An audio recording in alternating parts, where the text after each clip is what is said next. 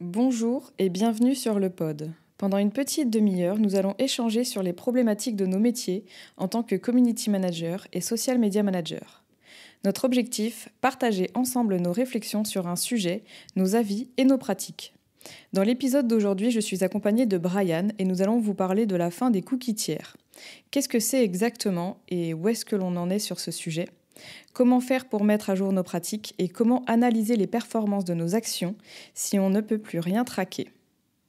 Un dernier mot. Si ce podcast vous plaît, pensez à vous abonner sur votre plateforme d'écoute préférée pour être sûr de ne rater aucun épisode. Allez, je vous laisse, c'est parti!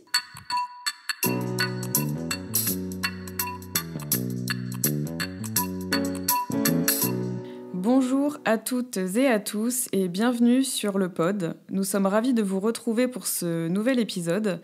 Aujourd'hui, je suis avec Brian. Bonjour Brian. Bonjour Gwen, bonjour à toutes et tous qui nous écoutez. Tu vas bien ? Ça va, écoute, j'ai passé de super vacances, donc je suis... Sur les chapeaux de roue pour la rentrée. Ah ouais, carrément. Et toi aussi ? Ah ouais, carrément. Gonflé à bloc pour cette dernière ligne droite avant la fin de l'année. Ouais, bon, super. Alors du coup, pour cet épisode de rentrée, pour ce 35e épisode, nous allons parler d'un sujet un peu coton quand même. Ouais, on peut le dire. Les cookies, et non, je ne parle pas de pâtisserie, mais des cookies tiers qui ont été mis à mal en 2018 avec l'arrivée de la RGPD et qui sont voués à disparaître dans les années à venir. En tout cas, c'est ce qu'on entend dire. Donc, c'est pas sans conséquence pour notre travail et notamment pour la partie publicitaire. Et c'est ce qu'on va voir aujourd'hui. Ouais, ça marche. C'est parti ? Ouais, allons-y.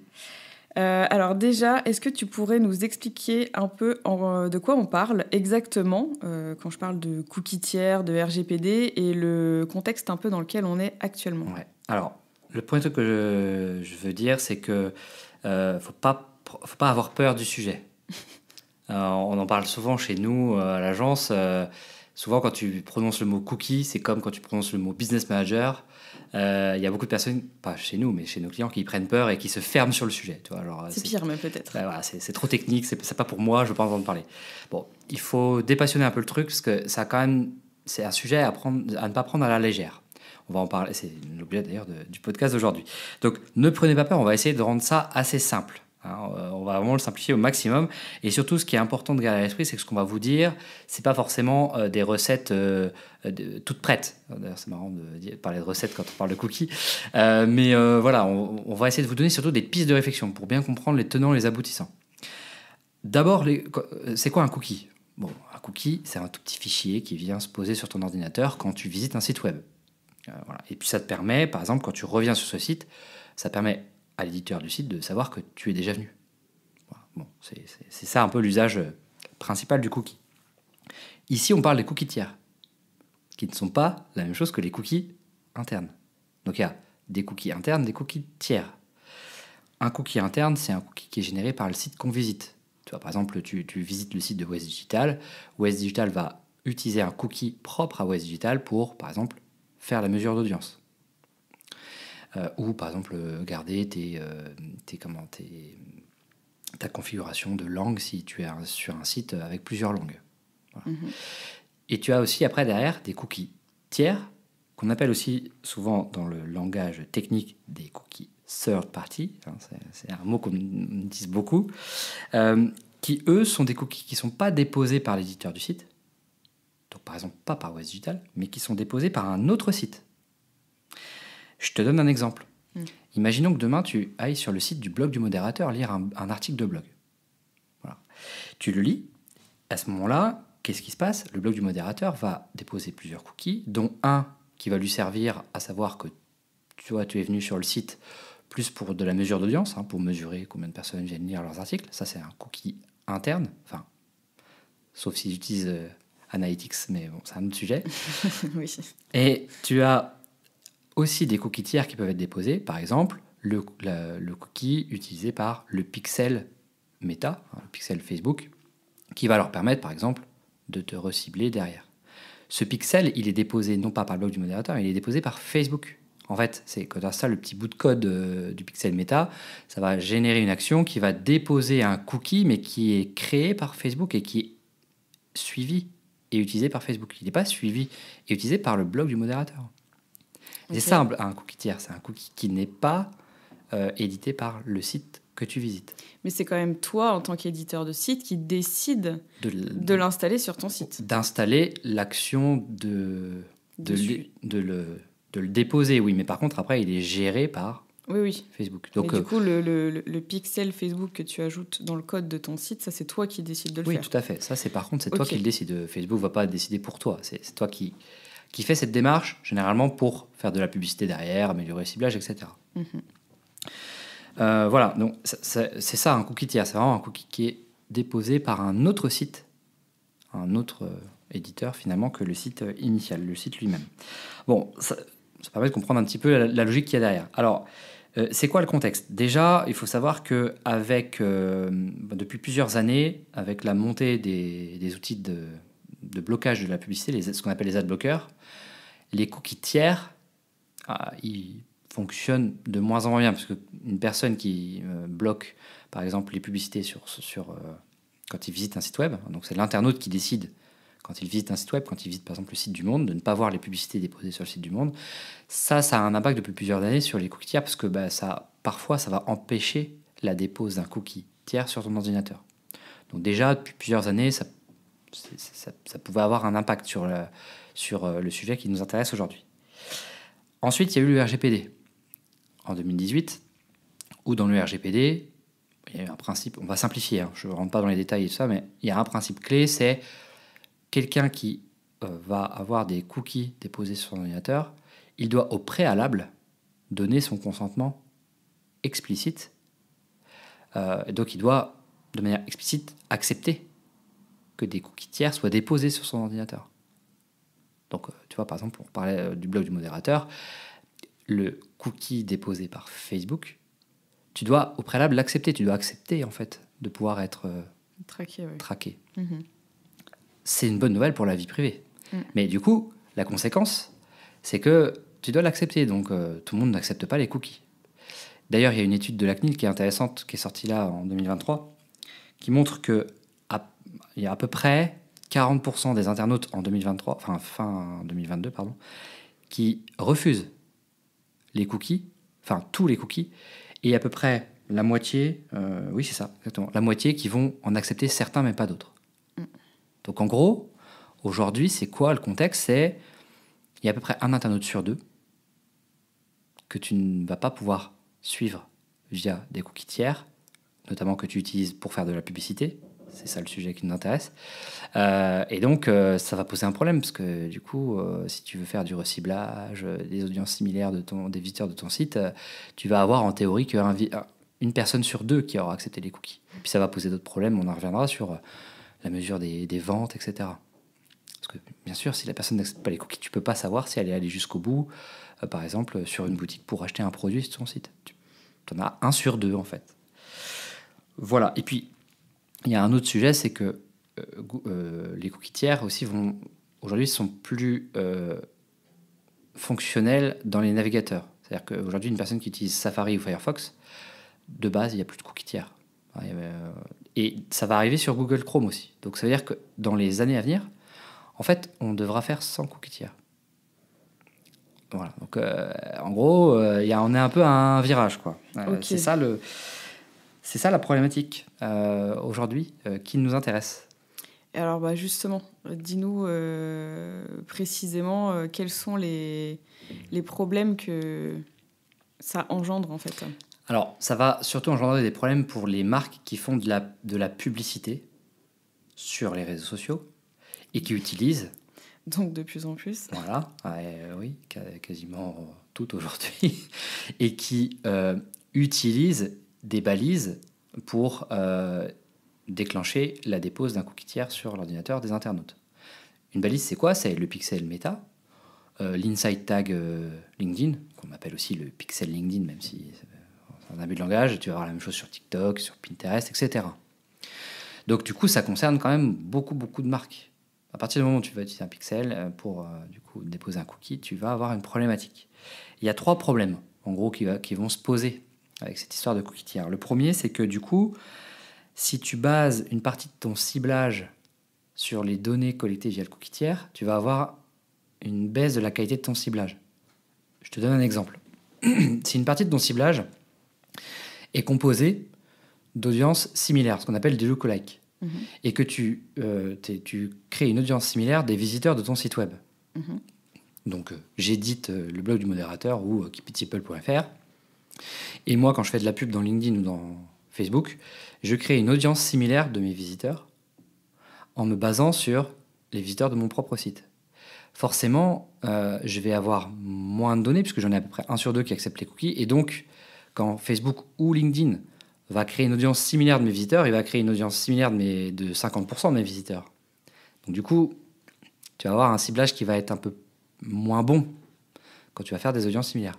Puis tu vas aussi avoir un ciblage qui sera moins bon quand tu vas faire des audiences de remarketing, quand tu vas recibler par exemple les visiteurs de ton site. Parce que forcément, tu vas recibler qu'une partie de tes visiteurs. Donc ça pose déjà un problème au niveau du ciblage. Alors, ça va poser aussi un deuxième problème, c'est au niveau de la diffusion de la publicité par l'algorithme. L'algorithme à la fois de TikTok, de Facebook, de LinkedIn, parce qu'en fait, quand tu configures une pub, tu vas configurer ta pub et tu vas donner l'objectif que tu attends derrière. Exemple, je suis sur Instagram, je configure une pub pour vendre des glaces aux personnes qui vont voir la publicité. Ça, c'est mon objectif, c'est je veux faire des ventes. Imaginons que du coup, tes ventes se fassent sur le site web de ton client. Facebook va diffuser la publicité aux personnes qui sont les plus promptes à acheter des glaces et va surtout optimiser la diffusion auprès des personnes qui ont un comportement d'achat pour les personnes qui achèteraient des glaces.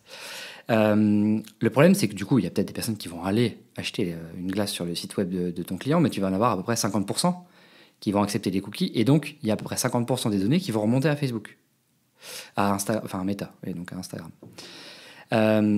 Et donc l'algorithme, lui, il ne va voir que 50% de tes ventes. Et sauf que lui, pour améliorer la qualité de sa diffusion, il a besoin d'avoir suffisamment de données. Tu vois, il a besoin d'avoir à peu près 50 ventes par semaine pour améliorer la diffusion. Donc si déjà de base, il n'y en a que 50% qui remontent, forcément, derrière, tu vas avoir un algorithme qui ne va pas avoir assez de matière pour optimiser la diffusion. Donc ça, c'est quand même un autre problème. Tu as un autre problème aussi au niveau de la diffusion, c'est que si par exemple tu fais des campagnes de trafic et que toi, tu as demandé à Meta ou à LinkedIn d'optimiser la diffusion pour que les gens arrivent sur ta page, ce qu'on appelle une optimisation par page vue, du coup, forcément, l'algo, lui, il ne saura que les personnes qui sont arrivées sur ta page, mais qui ont accepté les cookies. Donc, si tu fais une optimisation par page vue, pareil, tu vas avoir que 50% à peu près de tes données qui vont remonter. Alors que si tu fais une optimisation par clic sur ta publicité, là, du coup, l'algo, lui, il sait le nombre de personnes qui ont cliqué sur la pub, et donc il va plutôt optimiser pour faire en sorte que les gens cliquent sur la pub. Et après, qu'ils aillent sur ton site ou pas, il n'en sait rien et c'est pas l'objectif. Okay. Et puis après, tu as un troisième problème, et c'est celui-là le plus gros, c'est que du coup, ton tracking, il est parcellaire. Ouais. Parce qu'en fait, du coup, tu n'as qu'une partie des personnes qui vont accepter les cookies, et donc toutes les données remontent moins bien dans ton outil qui permet de faire ta publicité, donc dans ton business manager sur Meta ou sur LinkedIn, par exemple. Donc du coup, tu as toutes tes ventes, tout ton trafic remonte moins dans LinkedIn et dans Meta. Donc toi, quand tu te connectes, tu te dis tiens, hier, j'ai fait que 10 ventes sur le site de mon client. Mais en fait, c'est peut-être pas 10, c'est peut-être 20, 25, 30. Mais oui. Tu peux pas avoir le nombre total, puisque de toute façon, pour avoir ce nombre-là, il faut que les gens, au préalable, aient accepté les cookies. Donc tu as un tracking qui est parcellaire. Et puis, ça va poser un autre problème sur le tracking, c'est que, tu vois, si tu veux faire des campagnes ou de vente où tu veux exclure les gens qui ont déjà acheté quelque chose, tu peux plus les exclure, puisque tu ne sais pas s'ils ont acheté, vu que tu ne sais s'ils ont acheté que s'ils ont accepté les cookies. Oui, puis quand même tu le sais, tu ne le sais que pour une partie. Voilà, donc c'est très problématique aujourd'hui pour gérer des campagnes. Alors, inutile de dire que du coup, les marques qui font de la pub elles-mêmes Déjà, parfois, elles galèrent à comprendre le principe même d'un business manager et l'intérêt pour elles d'en avoir un qui est bien configuré. Parfois, elles ont du mal à comprendre ce qu'est le pixel, mais alors là, inutile de te dire que du coup, toutes les marques qui sont déjà pas à l'aise avec ces concepts-là, BM, pixel, etc., voilà, là ça va encore plus loin parce que suivre les ventes, etc., comprendre que les données sont parcellaires, tout ça, ça peut vite devenir compliqué si tu fais ça un peu à côté de ton job, quoi. Enfin, tu vois, en plus d'animer ta page, tu fais quelques pubs, tu connais pas grand-chose. Là, bon, inutile de dire que c'est un peu la jungle, quoi. Bon, je veux pas faire peur, mais il faut retenir que du coup, toutes les données ne remontent pas et donc que tu as une vue parcellaire, que tes audiences sont moins bonnes et que du coup, par conséquent, l'outil que tu utilises, l'algorithme, enfin la plateforme que tu utilises, l'algorithme LinkedIn, Meta, TikTok, etc., s'il n'y a pas assez de données, il ne va pas arriver à optimiser ta campagne et donc du coup, tu vas avoir des coûts qui vont augmenter. Ok. Voilà, c'est ça les 3 problèmes qui se posent. J'espère que je ne vous ai pas fait peur. Faut pas avoir peur, c'est bien d'en être conscient. Ok. Donc maintenant qu'on a en tête les problèmes que ça pose, on va voir comment faire pour surmonter ces problèmes. Parce qu'on va pas rester quand même sur des problèmes. Voilà. Il n'y a pas de problème, il n'y a que des solutions. Voilà, exactement. Donc comment on peut faire pour mettre à jour nos pratiques, nos façons de faire ? Alors, déjà, je pense qu'il faut de plus en plus s'écarter du principe de dire je vais recibler et faire des audiences similaires sur les visiteurs de mon site web. Tu peux continuer à le faire, mais il faut partir du principe que ce ciblage-là, il y sera moins pertinent. Et qu'à terme, il existera même et qu'à terme, en plus, il existera probablement plus. Donc ça, il faut presque un peu faire le deuil de ça. Mais alors, du coup, c'est un peu dommage parce que c'est quand même bien pratique, tu vois, de recibler les visiteurs de son site ou de faire des audiences similaires sur les visiteurs de ton site. Parce que, en fait, s'ils sont venus sur ton site, c'est qu'ils s'intéressent à ton produit. Oui. Pour contourner ça, c'est un truc qu'on fait de plus en plus chez nous. On va se recentrer sur des publicités qu'on appelle on-platform. Bon, c'est le terme technique. C'est des publicités qui sont natives, c'est-à-dire des pubs qui se consomment directement sur Facebook, LinkedIn, TikTok. Un exemple. On va, plutôt que par exemple, de faire une pub pour inciter les gens à aller visiter un site web pour découvrir un produit, on va plutôt faire une pub où, en vidéo, on va présenter le produit et la vidéo, elle se consomme directement sur Facebook. Ouais.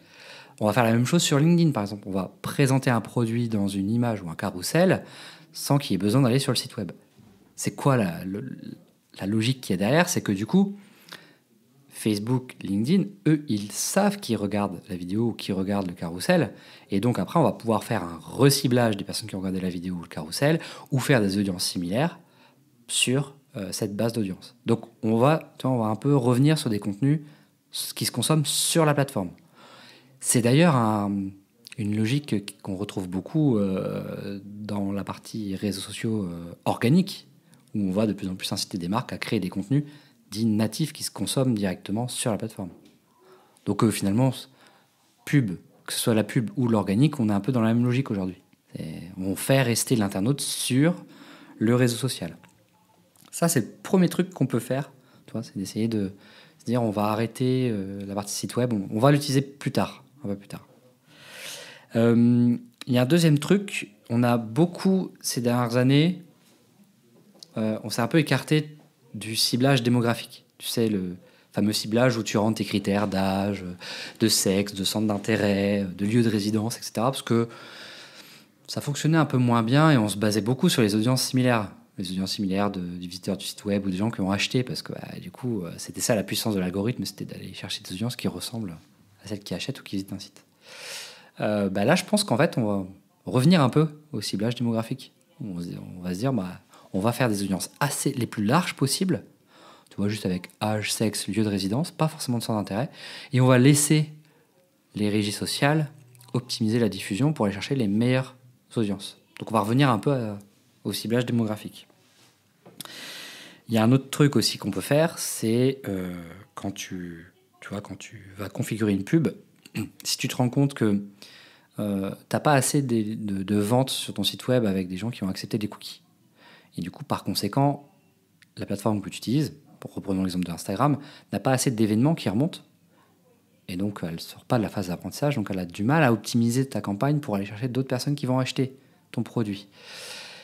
c'est un truc qu'on fait beaucoup, c'est qu'au lieu de faire un objectif de conversion, on va remonter d'un niveau dans le tunnel de conversion et on va faire plutôt un objectif de page vue d'une boutique, par exemple, pour avoir un peu plus de monde dans les personnes qui ont atteint l'objectif qu'on a fixé à la plateforme et essayer d'élargir un peu plus le ciblage pour optimiser la diffusion. Ça, c'est un truc aussi qu'on fait de plus en plus. On va remonter d'un niveau. J'ai eu le cas, là, je crois que c'était avec Marlène, où on avait un client où elle me dit j'ai pas assez de monde, en fait, qui ont rempli un formulaire. Donc, du coup, plutôt que d'essayer de faire remplir un formulaire sur le site du client, on est remonté d'un niveau et on est plutôt allé sur... on va aller cibler des personnes qui peuvent visiter la page du programme de l'événement dont on faisait la promotion. Ouais. Voilà, c'est un moyen d'essayer de contourner un peu le problème. Donc ça, c'est au niveau du ciblage. C'est 3 pistes qui peuvent être intéressantes. Le contenu on-platform, purement natif, le ciblage des mots et parfois remonter d'un niveau dans le tunnel de conversion quand on n'a pas assez d'événements qui remontent et qui permettent d'optimiser la campagne. Ok. Et alors du coup, sur l'après, sur la partie analyse, comment on fait pour analyser ces performances si finalement c'est compliqué de traquer? Ouais, alors c'est une bonne question parce que du coup, là, on a parlé du ciblage. Enfin, qu'est-ce qu'on peut faire pour améliorer le ciblage malgré ce problème de cookies? Et effectivement, il y a la question de l'analyse en fait. Parce que du coup, même si tu fais ce qu'on a dit là, tu vois, du contenu on plateforme, etc., toujours est-il que si tu fais des campagnes de trafic et de conversion, tu vas quand même avoir la donnée qui remonte, elle va être parcellaire en fait. Tu n'auras pas la vision complète de ce que tu as fait. Il y a aujourd'hui, en gros, dans ce que nous on identifie, il y a deux possibilités. Il y a une possibilité que je vais dire assez simple et une possibilité assez poussée. Je vais commencer par la plus simple. La première chose, c'est plutôt que de mesurer les performances de ces campagnes avec les actions qui sont réalisées sur ton site web via la régie sociale, donc toi de regarder dans Meta ou dans LinkedIn le nombre de personnes qui ont téléchargé quelque chose ou acheté un produit, on va plutôt regarder ça sur l'outil d'analyse de site web. Puisque finalement, l'action, elle se réalise sur le site web. Et aujourd'hui, nous, ce qu'on voit, c'est qu'on utilise de plus en plus un outil comme Matomo, qui est une alternative à Google Analytics. L'intérêt de Matomo, c'est que tu es exempté du consentement de l'utilisateur au cookie, parce qu'en fait, c'est un cookie qui est 100% utilisé pour la mesure d'audience, qui est 100% anonyme. Donc du coup, tu n'as pas besoin de demander le consentement de l'utilisateur pour suivre ce qu'il va réaliser. De toute façon, on ne sait pas qui c'est. C'est 100% anonyme, tu n'as pas l'adresse IP, etc. Et du coup, la logique, c'est de plutôt utiliser un outil comme ça, comme donc Matomo, qui va te permettre de suivre tout ce qui se passe sur ton site web et donc toutes les actions qui sont réalisées sur ton site web. Et donc, plutôt que de regarder les performances au niveau de ta régie sociale, tu vas regarder plutôt les performances au niveau de ton outil d'analytics. On commence à faire le test chez nous avec certains clients et même pour nos propres besoins. Et c'est vrai que Matomo, c'est quand même hyper bien parce que tout remonte. Donc, quelqu'un qui remplit un formulaire, qui va acheter quelque chose, ça remonte dans Matomo. Et donc, tu ne pourras pas le recibler, mais au moins, tu as tes chiffres de mesure, quoi. C'est ça, exactement. Donc, on sait aujourd'hui, voilà, quelqu'un qui arrive de Facebook, on sait pas, on pourrait savoir de quelle pub en fonction du tracking qu'on met, mais passons sur ce détail-là. Mais on sait dans Matomo qu'on va avoir X personnes qui ont rempli un formulaire, X personnes qui ont acheté un produit en provenance de Facebook, en provenance de LinkedIn, en provenance de telle campagne. Et donc, au lieu de regarder les chiffres dans Meta, dans LinkedIn, dans TikTok, dans Pinterest, etc., on va regarder les chiffres dans Matomo. Voilà. Je ne parle pas de Google Analytics 4 parce que y a beaucoup de personnes qui vont dire qu'aujourd'hui il est en conformité avec le RGPD. Moi, je n'ai pas vu d'annonce officielle de la CNIL sur le sujet, donc pour l'instant, je ne me prononce pas là-dessus. Et de toute façon, nous, aujourd'hui, on est dans une logique où on bascule tout sur Matomo parce que c'est 100% compliant et pour le coup, ça fonctionne extrêmement bien. Donc, la première logique, c'est ça, c'est d'utiliser plutôt Matomo pour faire remonter la donnée finalement dans l'outil d'analytics et regarder plutôt cette donnée-là et pas la donnée qui est dans la régie sociale. Après, ça peut être intéressant de comparer oui. ce que tu vois sur les plateformes comme Meta ou autres avec les résultats que tu as sur Matomo pour te rendre compte de la perte d'infos que tu as du coup sur les plateformes. Carrément, tu as totalement raison. D'ailleurs, c'est On le faisait même un peu avant tous ces sujets-là, entre le trafic que t'annonçait Facebook, tu sais, quand tu as un clic sur un lien, et puis le trafic réellement enregistré par Analytics. Et déjà là, on avait un écart assez important. Bon, bah là, inutile de te dire que maintenant, c'est encore plus important. Ouais. Donc voilà, moi, la première solution serait plutôt ça, c'est de regarder la donnée dans son outil d'analytics qui est conforme à RGPD et qui exempte la petite pop-up d'acceptation des cookies. Bon, je parle de Matomo parce que c'est celui qu'on connaît. Il y en a plein d'autres, hein, des outils. Il y a Habla, il y a un autre outil, j'ai plus le nom, qui permet de faire la même chose. Bon, toujours est-il que ça, c'est, je pense, un sujet sur lequel on peut se pencher. Alors, si on est social media manager, c'est pas généralement nous qui gérons ce sujet-là. C'est plutôt la personne qui est traffic manager ou la personne qui a développé le site web. Je pense que ça peut valoir le coup de se rapprocher des personnes qui gèrent le site web pour peut-être avoir une solution qui te permet de faire remonter la donnée dans l'outil d'analyse. Ça, c'est le premier point. C'est le plus simple. Le deuxième, alors, c'est un point dont on a... Enfin, je dis on... d'une conférence que j'ai suivie au Web Island à Nantes là, en avril, ce qu'on appelle le server-side. Bon, je vais passer les détails techniques parce que c'est assez complexe et pour être très honnête, moi-même, je n'ai pas compris totalement toute la manière concrète de le mettre en place. Mais en gros, le server-side, ça consiste à faire remonter toutes les données sur la régie sociale, donc toutes les données de vente directement dans Meta, LinkedIn, Instagram, Pinterest, etc. Les données, elles remontent pas que par le pixel, elles vont remonter aussi par l'API conversion. Donc il y a un travail, tu vois, pour configurer l'API conversion et faire en sorte que la donnée, elle remonte malgré cette histoire de cookie tiers, etc. Ça, je pense que c'est plutôt pour des boîtes qui font énormément de e-commerce, voire quasiment exclusivement du e-commerce. Donc qui font tout leur CA uniquement avec une boutique en ligne. Pourquoi ? Parce que ça nécessite quand même du temps de mise en place. Les deux personnes qui intervenaient sur cette conférence parlaient d'à peu près 10-15 heures de mise en place de la solution, sans compter le coût de l'outil, les honoraires de gestion, etc. Enfin, tu vois, donc c'est pas pour tout le monde en fait. C'est pour ça que je pense que c'est plutôt pour les boîtes qui font du e-commerce. Puis après, une fois que c'est en place, il faut le maintenir, ce système.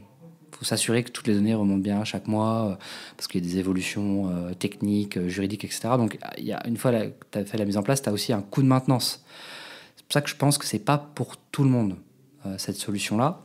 Mais par contre, si vous êtes dans une boîte qui fait que du e-commerce, je pense que ça vaut le coup vraiment de se poser la question. Voilà. Ce qu'il faut retenir, en fait, c'est qu'entre ces deux solutions d'analyse, Matomo, c'est un peu plus simple. Le server-side, c'est plus poussé. Dans les deux cas, on se rend compte quand même que la mesure, elle devient quand même un peu technique.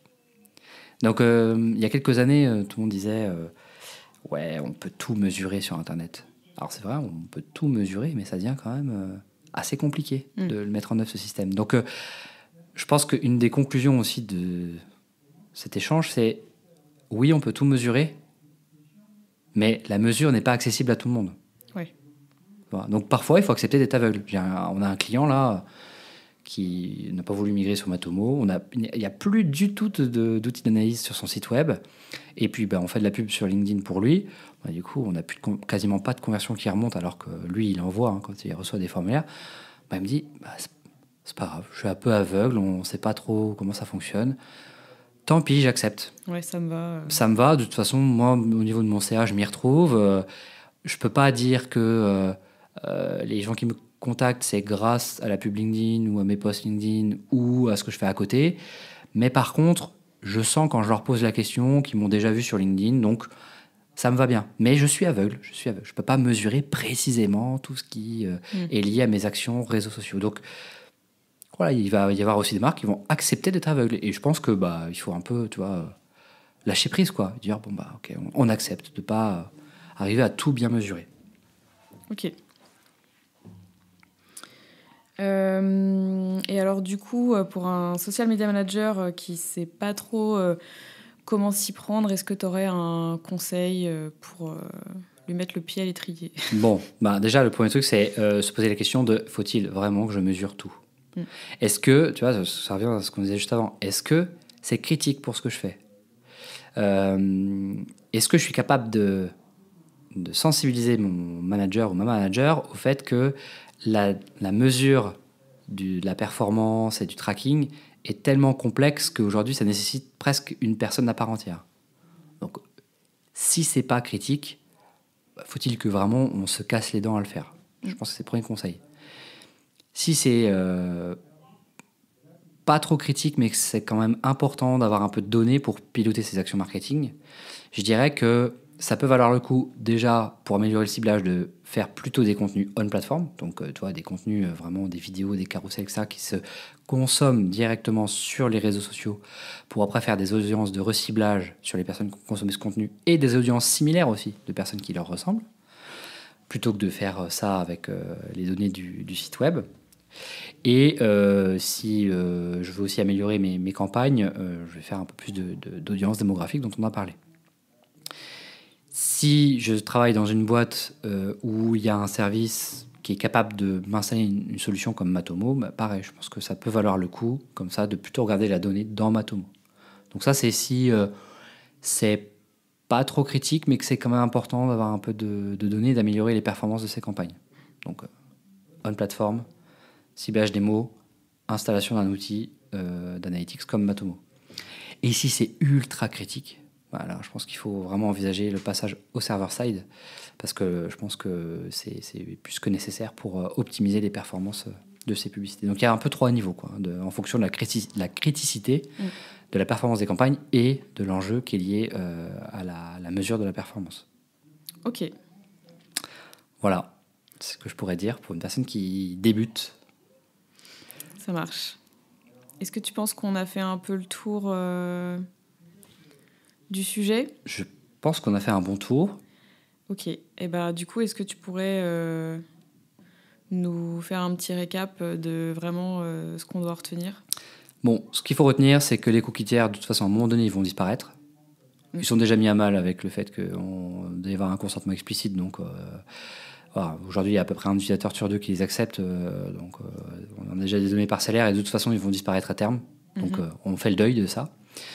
Pour faire le deuil, du coup, il faut se poser des questions sur comment on va améliorer ces campagnes. Pour ça, on a parlé le on-platform, le ciblage des mots, remonter d'une position dans le tunnel, et se poser aussi la question de comment on va mesurer l'efficacité de ces actions. Est-ce qu'on le mesure dans la régie sociale ? C'est plutôt quand c'est critique, comme un e-commerce. Dans ce cas, il faut passer au server-side. Est-ce qu'on le mesure directement avec son outil d'analyse web, si c'est un peu moins critique, mais qu'on a besoin de suivre un peu le nombre de personnes qui remplissent un formulaire, qui demandent un devis, etc.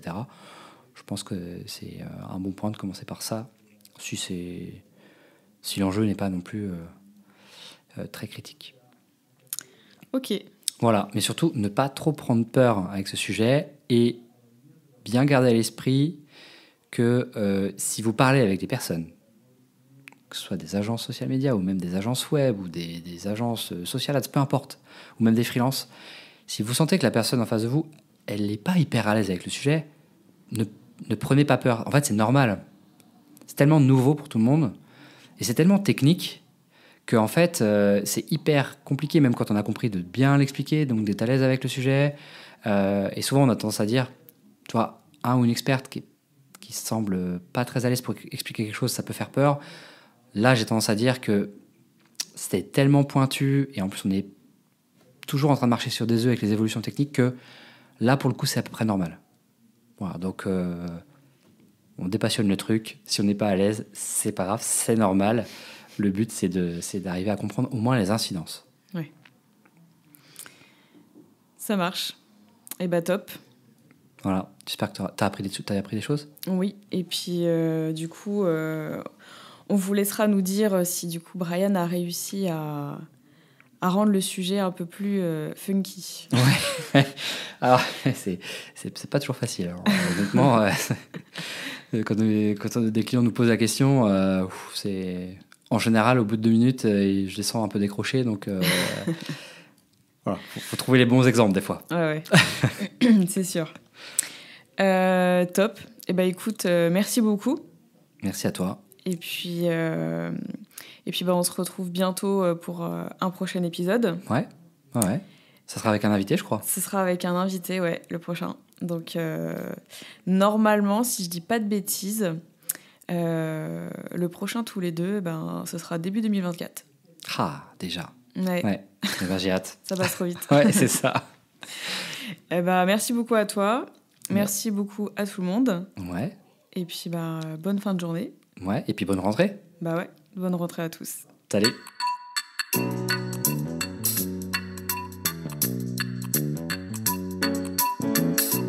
Quelques mots avant de se quitter. Tout d'abord, vous pouvez retrouver cet épisode sur le blog de l'agence www.keepitsimple.fr, rubrique podcast, ou sur nos réseaux sociaux. Ensuite, n'hésitez pas à nous suivre sur les réseaux sociaux, LinkedIn, Twitter, Instagram, etc. Nous sommes partout sous le nom Agence Ouest Digital. Et enfin, pensez à vous abonner sur votre plateforme d'écoute préférée pour être sûr de ne rater aucun épisode du pod. Allez, je vous laisse et vous dis à très bientôt pour un nouvel épisode.